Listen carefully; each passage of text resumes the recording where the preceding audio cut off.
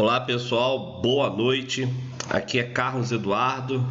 Gostaria de informar que essa videoaula ela foi montada pelos professores Aris Pacoski, professora Fernanda Pova, professor Fabiano Júlio, professor Wanderson Ribeiro e por mim, Carlos Eduardo.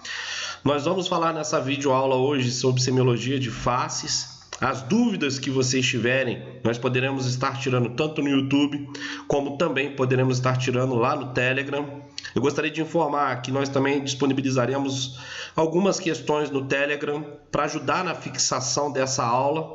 Então, nós estaremos após a videoaula colocando as lá no Telegram, no nosso grupo, no nosso chat, tá bom? Para a gente iniciar falando sobre semiologia de faces, é fundamental a gente compreender e entender o conceito de faces. Entender o que significa uma alteração de face por motivo patológico. Então vamos lá, vamos entender. O que se dá de alteração de uma face? A alteração se dá por uma estrutura morfológica ou fisionômica alterada devido a alguma doença instalada. Normalmente, as doenças que mais causam alteração de faces são as doenças endócrinas, metabólicas e as doenças do sistema nervoso central.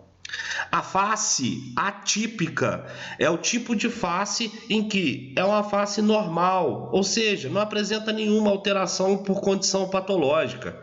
Já a face típica é aquela típica de algum tipo de doença, típica de alguma patologia. Aquela doença fez uma alteração na face do paciente, caracterizando um tipo de face.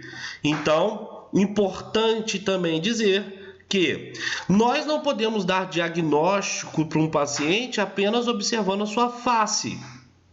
É claro que a face vai nos dar uma direção para a avaliação clínica do paciente, sim, ela vai nos dar essa condição.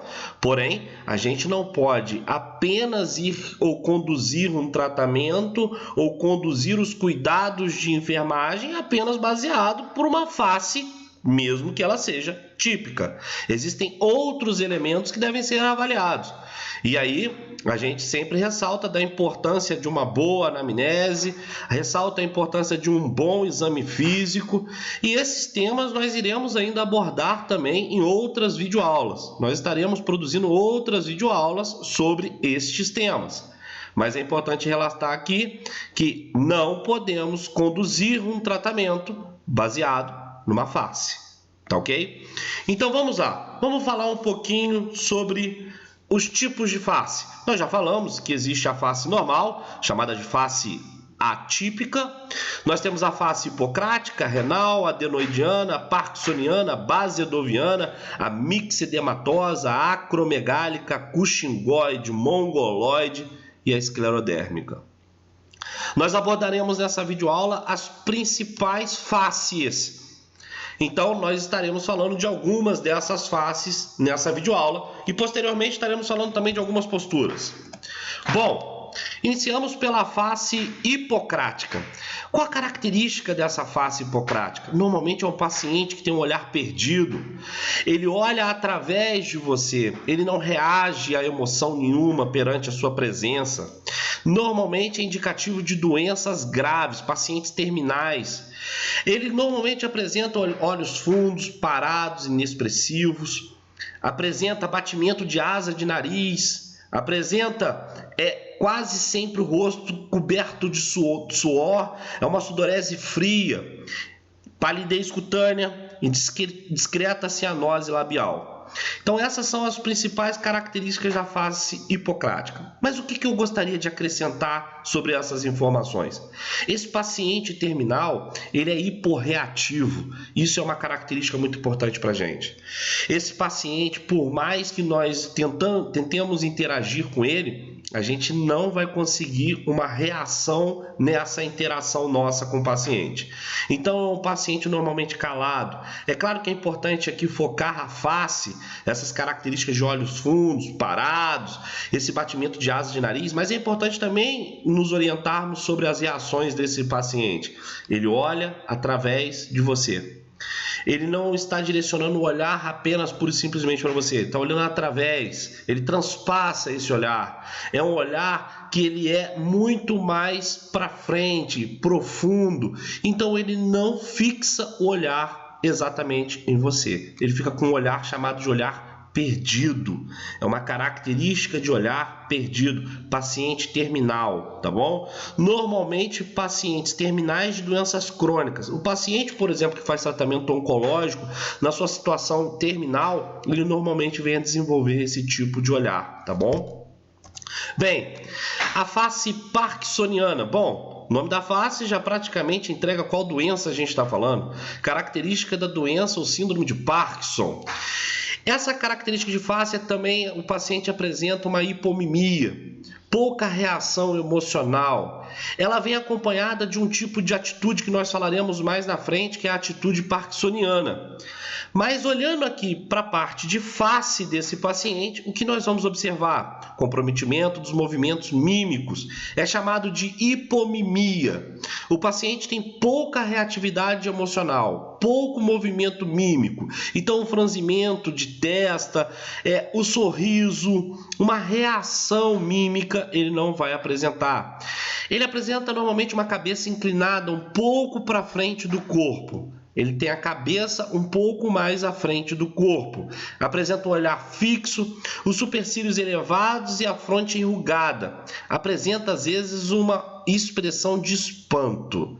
Tem característica de paciente que está espantado, um paciente que está pouco reativo também. É um paciente que se comunica pouco na maioria das vezes, ele é mais calado, porém, conforme você provoca estímulos, ele tende a se relacionar com você. Bom, a face basedoviana, essa face é extremamente importante para a gente.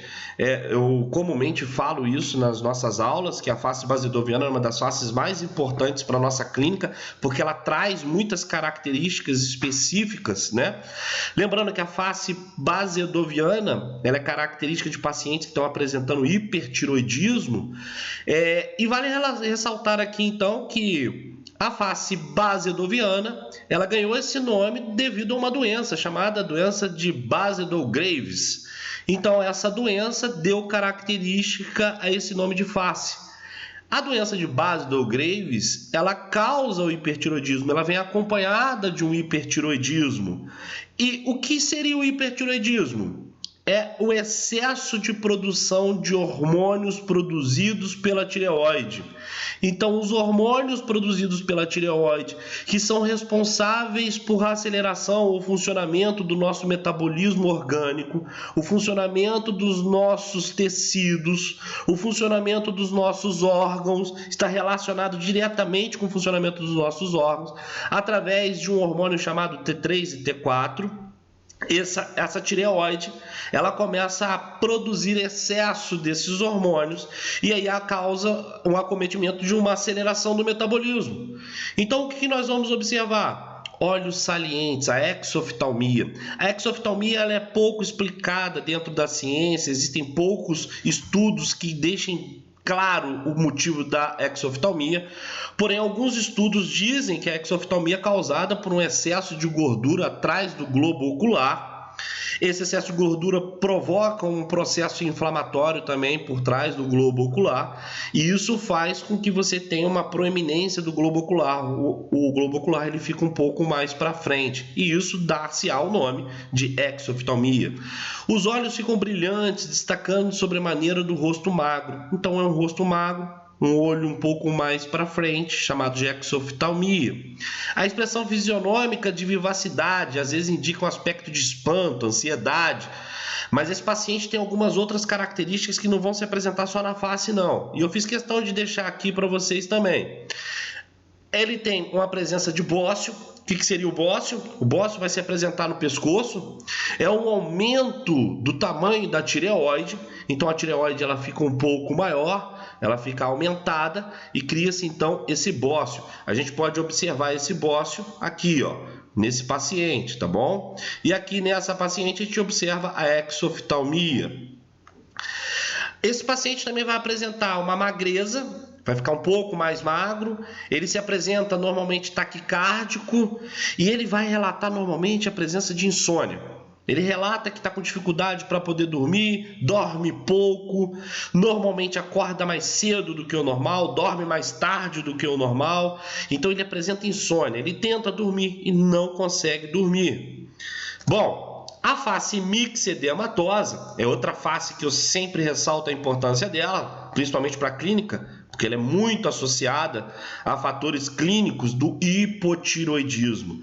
Então, se nós tínhamos lá no hipertiroidismo uma glândula tireoide produzindo em excesso hormônios que são responsáveis pelo metabolismo funcional do nosso organismo, agora nós temos uma doença em que a tireoide produz pouca quantidade desse hormônio. Então tem uma diminuição, uma redução na produção dos hormônios T3 e T4. E isso naturalmente vai diminuir a funcionalidade do metabolismo.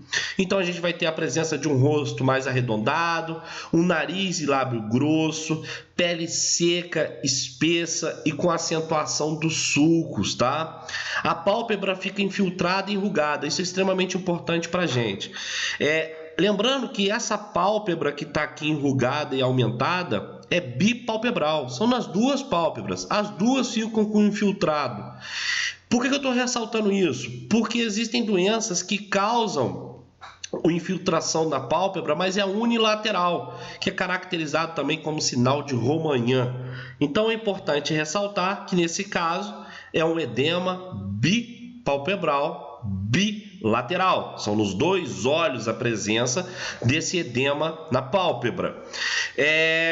Os supercílios são escassos e o cabelo seco, sem brilho. A expressão fisionômica indica de desânimo, apatia, a pessoa cansada, prostrada. Ela relata normalmente dificuldade para poder se manter na atividade diária dela normal. Então ela trabalhava normalmente, agora ela relata que tem prostração, não consegue ir para o trabalho. Então tem um cansaço extremo, tá bom? E muito desânimo. Uma outra característica dessa doença é a madarose. O que seria a madarose? É a perda de cílios ou de sobrancelha no terço distal do nosso rosto, tá bom? O terço distal, ela perde um pouco desses cílios, então. Eu coloquei aqui também, para poder ressaltar para vocês, que esse paciente ele apresenta cansaço, prostração, preguiça.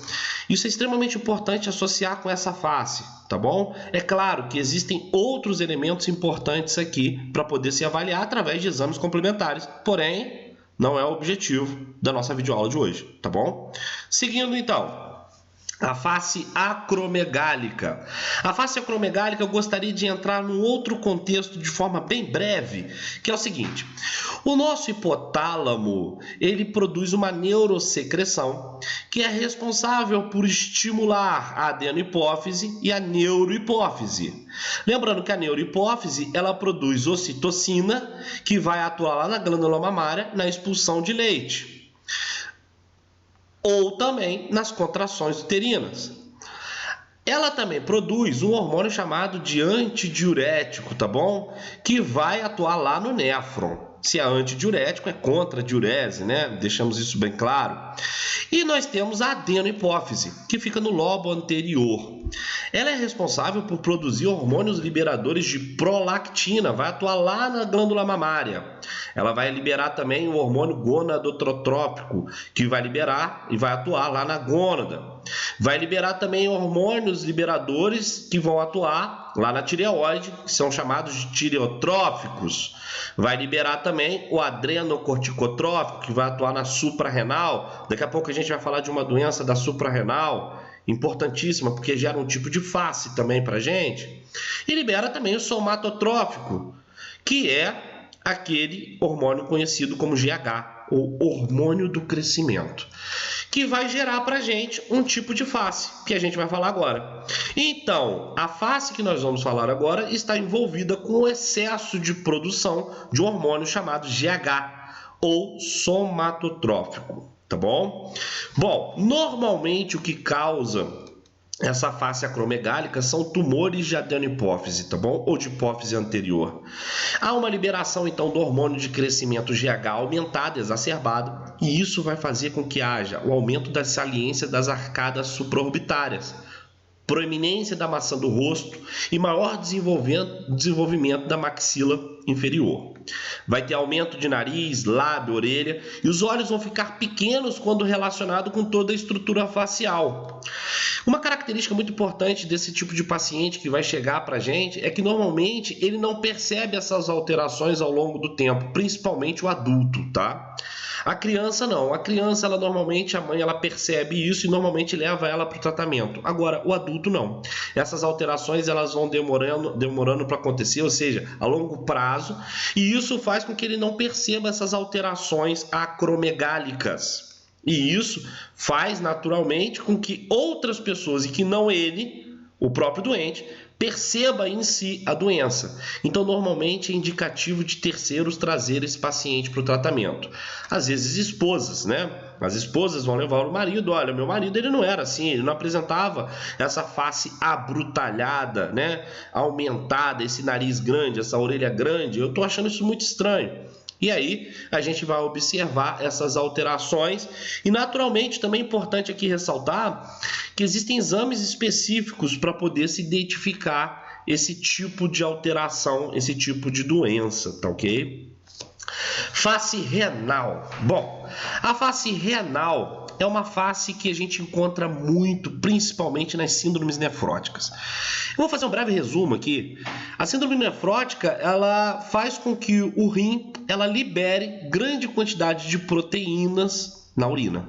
O nome disso é proteinúria. Então aumenta a quantidade de proteínas liberada na urina e isso faz com que a pessoa tenha uma perda de albumina. A albumina na corrente sanguínea ela é extremamente importante para poder manter os líquidos associados à corrente sanguínea. Se você perde a albumina, esses líquidos começam a sair da corrente sanguínea e ir para o espaço intersticial, causando então a característica dessa face renal. Essa face renal, ela apresenta-se com palidez cutânea e edema predominantemente ao redor dos olhos, ou seja, novamente nós temos aqui um edema periorbital. Olha só que interessante. Uma outra característica também que apresenta nessa face é a puff pale face. O que é essa característica? É uma face pálida e edemaciada. Essa é a principal característica dessa face, pessoal. É uma face pálida e bastante edemaciada. Uma das áreas em que a gente pode observar o edema é principalmente no lábio, tá bom? Então, comumente a gente vai observar um edema no lábio, um lábio mais avantajado, tá ok? Bom, então essa é a face renal. Outra coisa que eu gostaria de ressaltar é que o paciente que se encontra edemaciado, a gente tem que tomar muito cuidado, porque comumente quando a gente imagina que o paciente está edemaciado, a gente acredita de forma errada que ele está hidratado. Muito cuidado, tá bom? Comumente as doenças que causam os edemas, elas causam também uma desidratação de tecidos, porque ela está retirando o líquido do tecido, das células, e está jogando para o espaço intersticial. Bom, face cushingoide. A face cushingoide ela está muito relacionada com a síndrome de Cushing. Alguns chamam de doença de Cushing, mas a gente vai dar aqui o nome mais correto científico, que é a síndrome de Cushing. A síndrome de Cushing ela se caracteriza pelo excesso de produção de cortisol.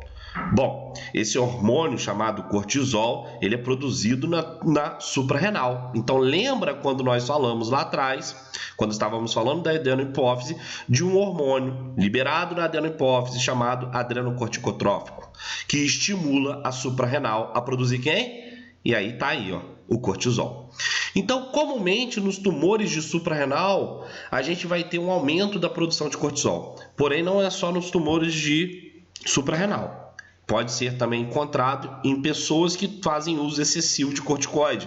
Até mesmo pacientes que estão fazendo tratamento de doenças autoimunes, que precisam tomar muita quantidade de corticoide. E, naturalmente, a gente vai observar nesses pacientes essa característica da doença de Cushing. Então, uma característica importante então, para a nossa anamnese é o quê? Perguntar para o paciente se ele faz uso de medicamento corticoide e por uso prolongado, tá ok? Essa face tem característica de lua cheia, o paciente apresenta acne, excesso de pelo no nariz e orelha. A mulher, ela tem característica de apresentar o hirsutismo. O que seria o hirsutismo? É a presença de pelos na mulher em locais que são característicos de pelo no homem. Então, ela apresenta pelos no queixo, no buço, pode apresentar pelos também na região de tórax anterior e posterior. Então, ela tem um excesso de pelos nessas áreas. Uma característica importante dessa doença é que não há infiltração de pálpebra, então dá para poder fazer uma diferença aí com a face mixedematose e a face renal. Outra característica importante, nos homens, a síndrome de Cushing, ela tem característica de diminuição de libido, de disfunção erétil e também, muitas das vezes, esse homem ele tem dificuldade de reprodução, dificuldade de relação, justamente por causa da diminuição desses hormônios que a gente acabou de relatar aí, tá ok? Bom, seguindo, face mongoloide. Bom, a face mongoloide, ela tem uma característica de ser acometida principalmente em pacientes que têm a trissomia do cromossomo 21 ou a síndrome de Down, tá ok? Característica mais de crianças, né? A gente vai observar mais em crianças aí.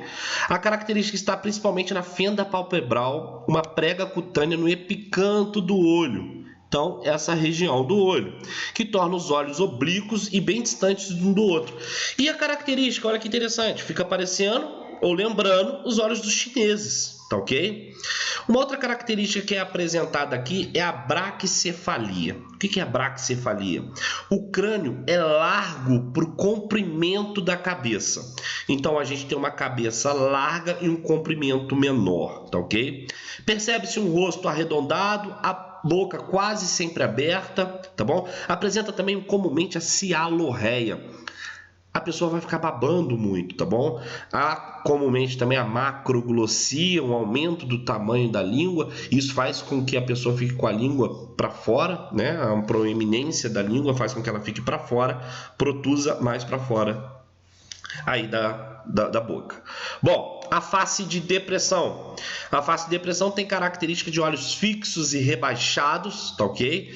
É uma face de tristeza. Eu gosto muito de utilizar como representatividade aqui pra gente aquele emoji tristinho, não é? O emoji dá essa característica de tristeza, comumente utilizamos aí no nosso WhatsApp.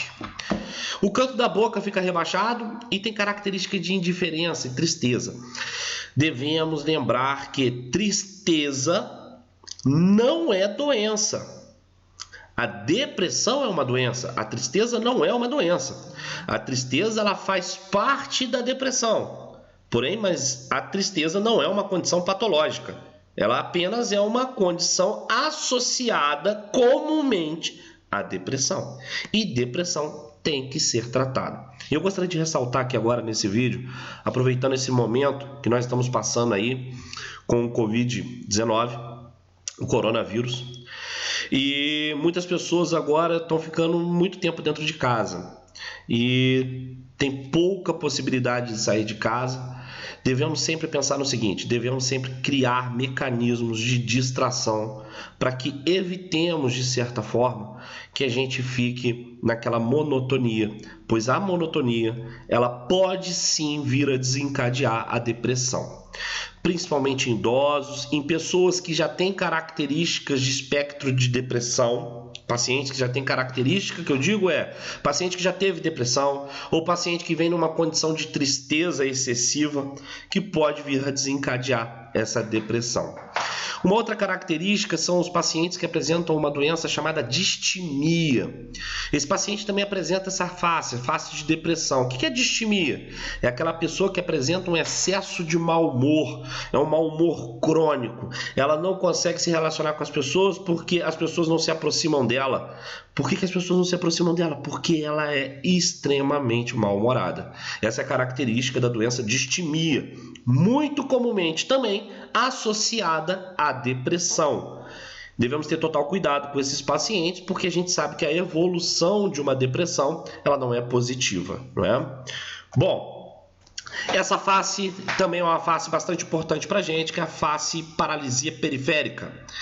Eu costumo dizer que essa face ela é importante que nós reconheçamos ela, principalmente para poder diferenciá-lo de um AVC. Bom, então vamos entender aí. Qual é a característica da paralisia periférica? Na paralisia periférica, nós temos o acometimento inflamatório do sétimo par de nervo craniano, ou nervo facial. Se esse nervo paralisa por uma condição inflamatória, as expressões faciais daquele lado pelo qual o nervo foi acometido, ele vai parar de funcionar, aquela área vai parar de funcionar. Então a gente tem a característica de diferenciação que é, no caso da paralisia periférica, nós temos uma hemiparesia facial. Metade de um lado da face fica todo paralisado. Então nós vamos ter a impossibilidade de fechar a pálpebra, assimetria de face, repuxamento e apagamento de sulco labial. A pessoa não consegue enrugar a testa. Então a gente tem que provocar nessa pessoa uma manobra para provocar um sinal de Bell. O que seria isso? A gente pede a pessoa para fechar os olhos, franzir a testa e jogar um beijo. Ou sorrir, tanto faz, tá ok?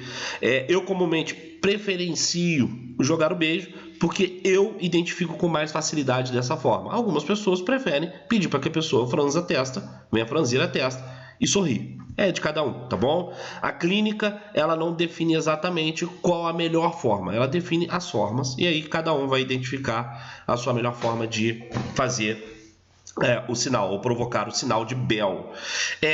Gosto muito de dizer o seguinte, o sinal de Bell, a gente não pode esquecer, até porque sinal de Bell, B-E-L-L, Bell Marx, ó que legal, chiclete com banana, muito bom, né? Bom, também gosto, hein? Chiclete com banana é ótimo. Bom, seguindo, então, qual a diferença então da paralisia periférica para o AVC? Tio Carlos, não estou entendendo.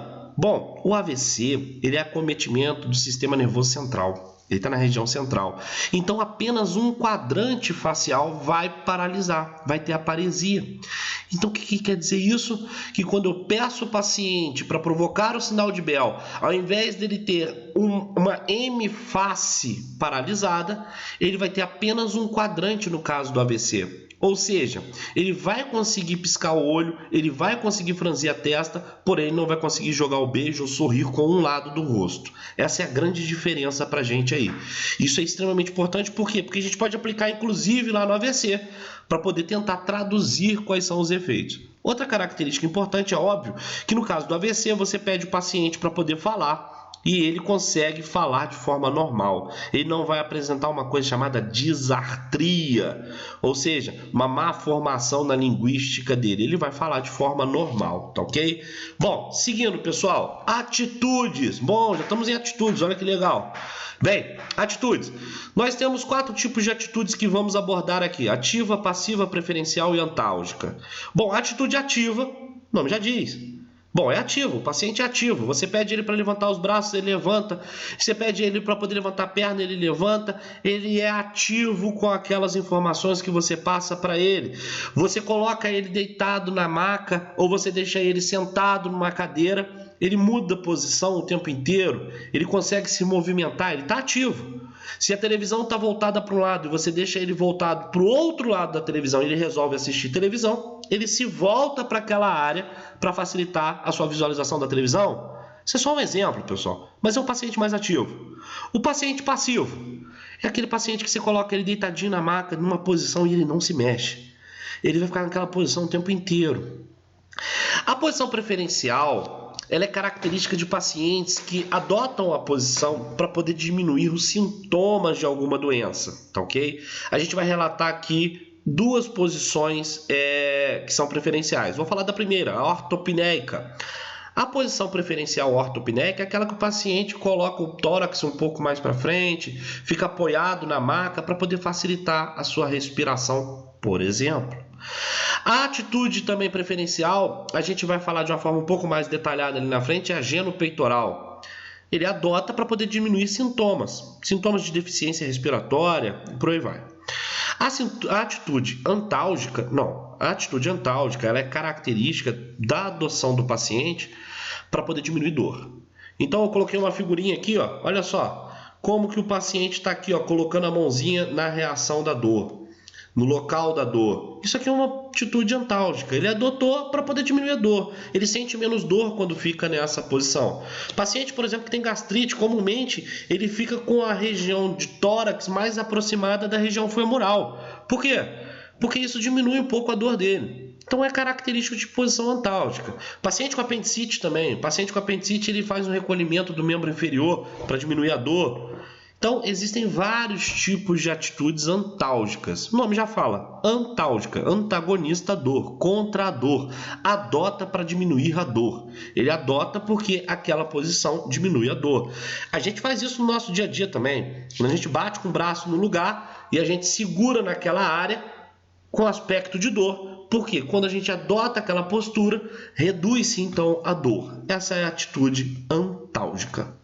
Bom, as atitudes de decúbito e decúbito preferido, a gente vai relatar aqui principalmente a genopeitoral, prece maometânea, a atitude de cócoras, a parkinsoniana e a postura de opstótono. Bom, vamos lá, vamos falando sobre elas. A atitude genopeitoral ou prece maometana, ela é muito comum no paciente que tem abdominal, porém ela é muito mais comum no paciente que tem derrame pericárdico. Por quê? Porque o paciente que tem derrame pericárdico, o pericárdio ele causa um edema e vai fazer com que o coração tenha uma dificuldade de bombeamento na sua contração e relaxamento. Mas a dificuldade vai estar muito mais relacionada com o relaxamento cardíaco. Quando ele adota essa postura, você tem uma perda parcial ou distributiva do edema que está sendo causado lá no pericárdio. E naturalmente isso vai fazer com que o coração relaxe melhor e o bombeamento cardíaco melhore, e isso naturalmente também vai diminuir o edema agudo de pulmão. A gente não vai entrar muito nesse mérito agora, até porque quando a gente for falar sobre as doenças cardiológicas, a gente vai adotar principalmente essa doença, a pericardite, endocardite, e a gente vai falar um pouco mais sobre derrames de pericárdio. Mas o importante é, essa postura, ela é adotada principalmente para o paciente que apresenta dor abdominal e derrame pericárdico. Mas é mais comum em qual paciente? Aquele que apresenta derrame pericárdico. Esse sim vai apresentar essa postura. Até porque a postura de dor abdominal, comumente a pessoa também faz uma aproximação, né? Tóraco-femoral, tá ok? Bem, a atitude de cócoras, essa atitude é extremamente interessante. A atitude de cócoras ela é muito comum nos pacientes que apresentam insuficiência cardíaca, principalmente as insuficiências cardíacas à esquerda. Essa postura é adotada porque o paciente tem dificuldade de bombeamento cardíaco. E quando ele faz as dobras cutâneas, a gente faz a dobra então na região do pé aqui, ó, maliolar, na região de fossa poplítea, na região femoral. Isso diminui o retorno venoso para o coração e a pessoa se sente um pouco melhor, porque ela respira um pouco melhor, tá ok? Atitude parkinsoniana. A atitude parkinsoniana é uma característica de paciente que anda em marcha, tem tremor de dedos. Os dedos ficam tremendo, pessoal, treme, os dedos tremem. A gente observa essa característica de atitude junto com aquele tipo de face que a gente já relatou, que é a face parkinsoniana, tá ok? Bom, posição de opstótono. A posição de opstótono é uma atitude involuntária, não é provocada pelo paciente. O paciente não adota, ele não tem opção. Ela é causada normalmente por meningite, tétano e raiva. Lembrando que o tétano e a raiva, para poder causar a posição de opstótono, tem que estar numa condição um pouco mais crônica. Já a meningite não. A meningite ela tem característica de causar o opstótono com mais facilidade. Observem, não estou dizendo que tétano e raiva não causem a postura de opstótono. Causam sim, porém menos comumente do que a meningite. A meningite causa com mais facilidade. Mais para frente, na avaliação neurológica, a gente vai apresentar alguns testes que podemos fazer, inclusive para poder descobrir se o paciente tem meningite ou não. E aí a gente tem alguns sinais, algumas manobras de Lazeg, de Brudzinski, de Kerning, mas isso a gente vai aprender mais para frente quando a gente for fazer a avaliação do sistema neurológico ou semiologia neurológica. Há uma contratura da região dorsal do corpo. Essa contratura da região dorsal do corpo faz essa curvatura dorsal. O paciente adota então essa postura de atitude dorsal. Bom, Aqui está a referência bibliográfica que nós utilizamos para poder montar essa videoaula. Gostaria de agradecer aos nossos acadêmicos lá da Unig, ressaltar que nós somos professores da Universidade de Iguaçu. Essa videoaula ela foi produzida especialmente para esses acadêmicos. Claro que todos podem acessar, serão muito bem-vindos aqui para poder contribuir com o nosso estudo. E principalmente ressaltar, gente, a videoaula foi criada para nós aprendermos cada vez mais. Precisamos nos desenvolver, não podemos parar no tempo. A gente precisa estudar cada dia mais. Cada dia mais a gente precisa buscar a nossa solução científica, nosso conhecimento, nosso saber, ele não para. E lembrando meus acadêmicos aí da Unig, que nós só estamos estudando nesse período de quarentena, porque nós somos muito bem. Vocês sabem o que eu quis dizer. Obrigadão, pessoal. Obrigado pela presença de vocês. As dúvidas, então, nós vamos tirar lá no chat do Telegram, ou vamos tirar também aqui no YouTube, para quem não tem acesso ao chat. Com relação às questões, nós estaremos liberando em breve para vocês lá no chat do Telegram. Respondam as questões. São questões importantes. Vai que cai numa prova, não é? Quem sabe? Tá lá as questões para vocês daqui a pouquinho. Um abraço, fica com Deus. E ó, lembrando, fiquem em casa, tá bom? Fiquem em casa, mas não deixem de estudar. Não deixem de aprofundar o conhecimento de vocês. Bye bye, galera. Um abraço, fica com Deus.